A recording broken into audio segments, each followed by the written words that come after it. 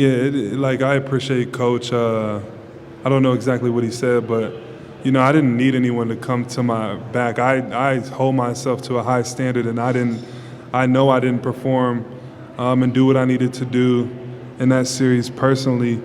And they saw how I played in the Lakers series. They defended me different. They weren't helping off of me, so I wasn't getting the same shots. So they paid attention to the Lakers series. So it was a different series, but still, the standard I hold myself to. I didn't need anyone to say it wasn't my fault or anything. I'm someone who, as much as the blame as I can take, I'll try to take. So that's kind of what I try to do, and that was a big motivator for me this summer. So, but I do appreciate Coach, having support for his players for sure. MPJ. Who? I like his quote too, man. I like him telling Malone, "You don't need to protect me, man. I know myself. I played bad in that second round." I like it. I love that. What is up, everybody? Welcome into the DNVR Nuggets preview series. We're on to Michael Porter Jr. Had a very good year last year. Let's take a look back at last year's big question, shall we? Last year, we wanted to know, how can MPJ get better while staying in his role? I'm happy to report, nailed it.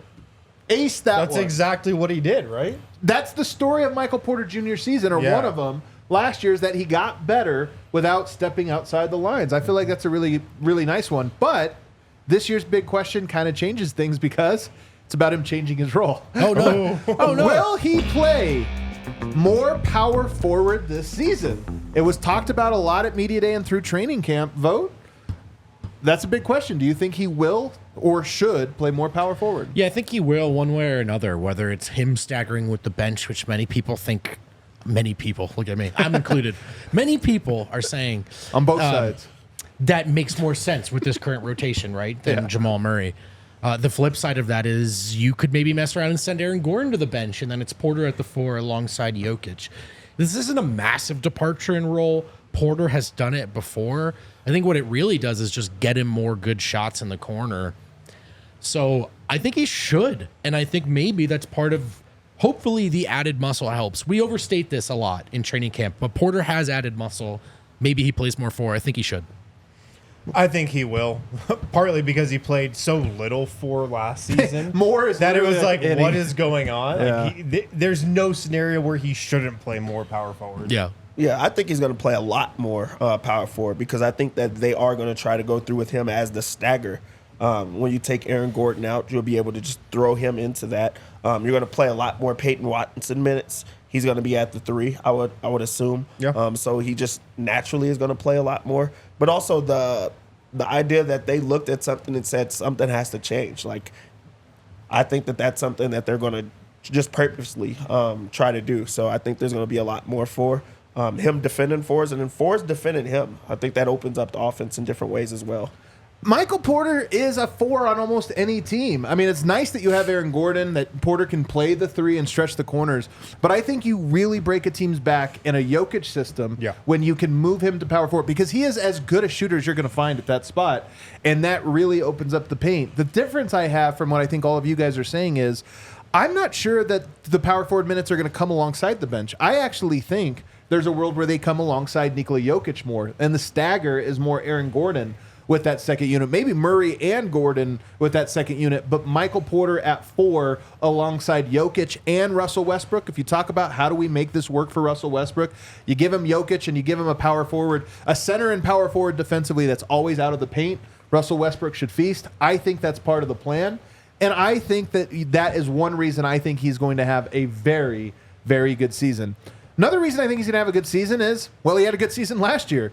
Great season. Let's take a look at this shocking stat, shall we? Shocking to you. Shock, baby. I'm ready to be shocked. Last year, he shot 51.4% from the mid-range. Does that sound good, fellas? Well, I got to think so. of all players to take 100 mid-range shots, and there was almost 100 players to do so, he ranked 3rd in effective field goal percentage. Wow. 51.68%. He only trailed Chris Middleton and DeAndre Ayton, of all people. He was ahead of Kevin Durant, the mid-range assassin, ahead of Shai Gilgeous-Alexander, Kyrie Irving, Joel Embiid, all those other guys. That's a pretty shocking stat. It's shocking, but we know he's an elite shooter. I don't know if we knew he was the 3rd best mid-range shooter in all of basketball, but I mean, every time Michael Porter shoots it, you just think it's going in. There are so few shots he takes that you're like, that's a bad shot. And, with who he's playing with, he just gets such good looks, such high quality looks that, like, we want him shooting it almost every time, and for good reason. I think that's very shocking because usually when you have a elite 3-point shooter, that's all they can do. Or they'll be like 3 and D. Ayton, Middleton, Valanciunas, you're right. A lot of these guys, they're just mid-range guys. Yeah. And that's not him. He's able to get to the rim and finish. And we saw a lot of that last year. And he has the size, capabilities. He could step out and shoot the deep ball. He could shoot the 3 ball. But being able to have all of that makes him a much tougher cover. And also you're having to watch other guys on the offense like a Jokic, Jamal Murray. So that is a shocking stat. Biggest theme of Porter's comments at Media Day. Someone showed him this stat, shocking to him as well. It was a big part of his workout plan. He got specific. It was one-on-one in the mid-range against all different types of defenders. The longer, taller ones. I love that note. The stout defensive ones. And I think of a guy like Derek White, who Boston can get away with guarding MPJ. Yes. Sit on the corner passes, eat his lunch when he tries to put the ball on the floor. If Porter is stronger and more confident in the mid-range, like what can Derek White do against Porter if Porter's able to get to mid-range shots? It's the size mismatch is huge. So can you make teams like Boston worry about a little more than just the threes? I like that. Now, normally I don't think these are great shots in modern basketball. Look, man, Porter's not a playmaker. He's a finisher. Getting a couple more looks off of mid-range is probably a good thing. And it seems like it's his focus. 52% is good enough. Like, you can take him if you can make him at that rate. Kevin Durant obviously does this at the same rate, actually at double the rate.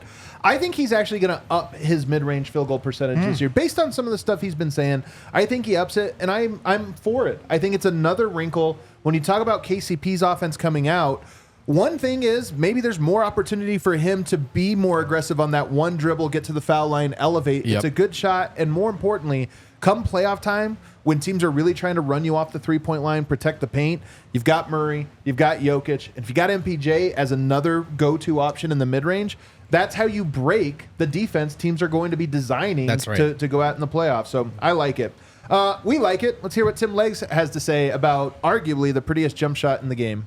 All right, I've got Tim Legler here, my co-host on the All-NBA show. You guys can check out 4 times a week, Monday, Tuesday, Thursday, and Friday on our own YouTube channel or Spotify, wherever you get your podcasts. Legs, we're breaking down Michael Porter Jr.'s jump shot, one of the cleanest and prettiest jumpers I've ever seen in my entire life.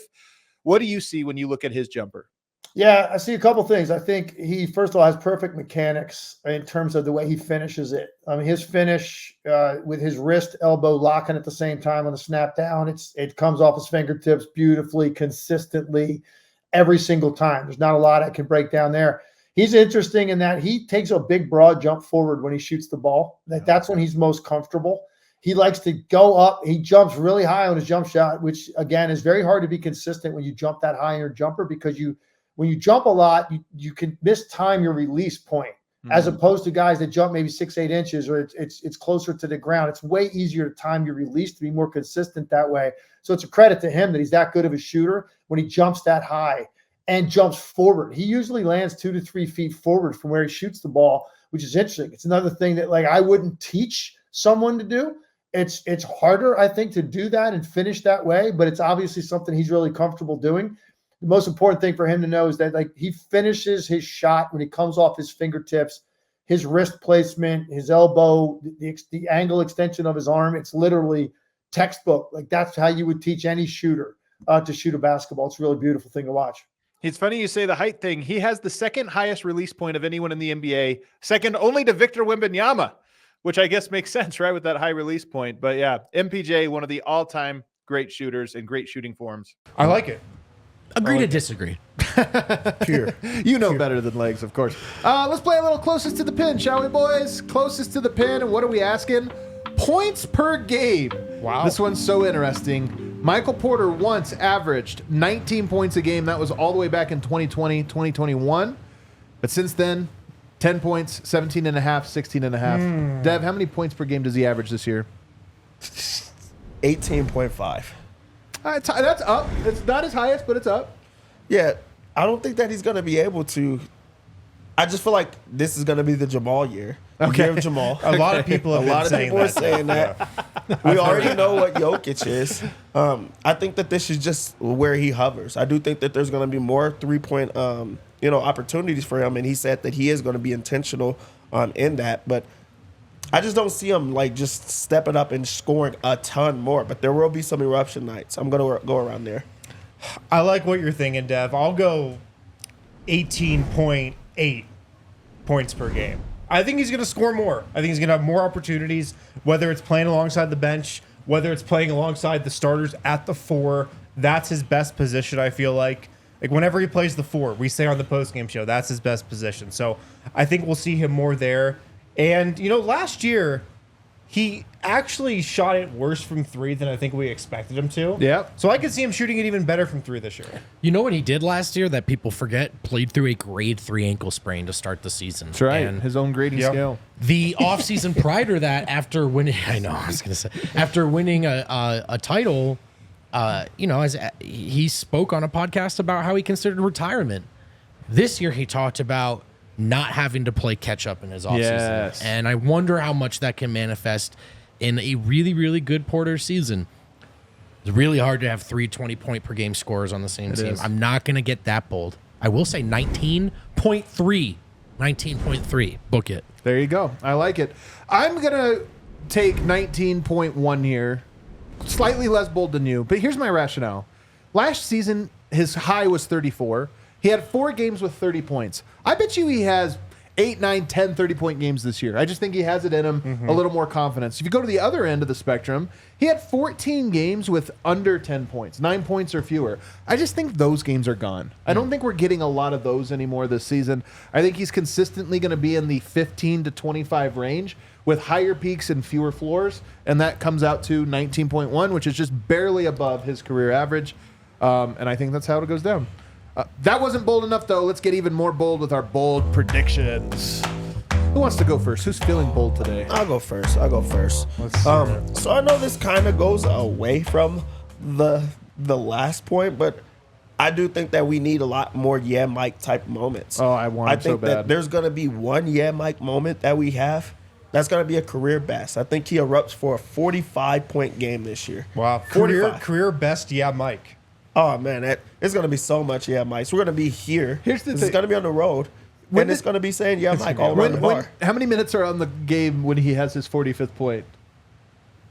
35. 35 seconds left in the game? Like I'm saying, like when does he hit his final 45th point? Like at the end of the game? No, like 2 minutes left in the game. Then he's not coming out, man. I'm saying 45, that has to be with 2 minutes to go, he's got 38, and he's just... Yep. Because if he has 45 with 2.5 minutes to go, I'm sorry. He's taking 10 more shots. Yeah, that's a good one. All right, what do you think? I think he's going to take 8 plus 3-pointers per game this year. Wow. He took around 7 per game last year, so an increase there. There's room for it. KCP leaving. Yeah. They need shooters. They need guys to put up threes, especially if he's playing alongside Yoke in the starting lineup at the foursome.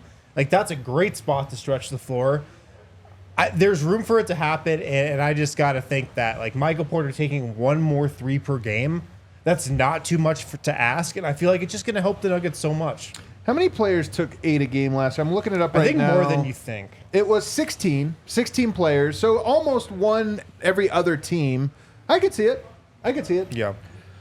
Yeah, Dev had Mike going off for a career high 45. I'll get a little more specific. Mike's career high is 39 against who? Anyone? Do you know? Houston Rockets. Houston Rockets. Now, that's not a coincidence, not just because the Rockets stunk at the time, but also because I did a little research. The 2 Western Conference teams that Porter does the best against, the Sacramento Kings, the Houston Rockets. The best month of Porter's career across all seasons Look at this research. is March. This is shocking me. On March 23rd, 2025, the Denver Nuggets will travel to Houston in a seemingly meaningless game. Michael Porter Jr. is going to score 40 or more points on that night. Man, March 323, 225 at Wow. Houston. That's interesting. That's very bold. That's very... Who's going to be guarding him? Dylan Brooks? Yeah, he could do it. Nah, man, he could do it, man. I'm going to go with... I think I made this exact one last year. I'm going to run it back just like you ran back the bold take. You're allowed to.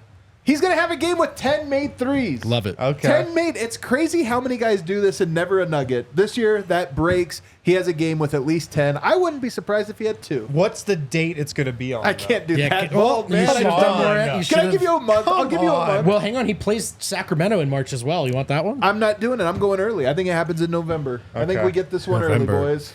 Everybody, let us know what your bold prediction is for Michael Porter Jr. this season. Throw us a like and check out all our other preview videos for all the players. We'll see you on the other side.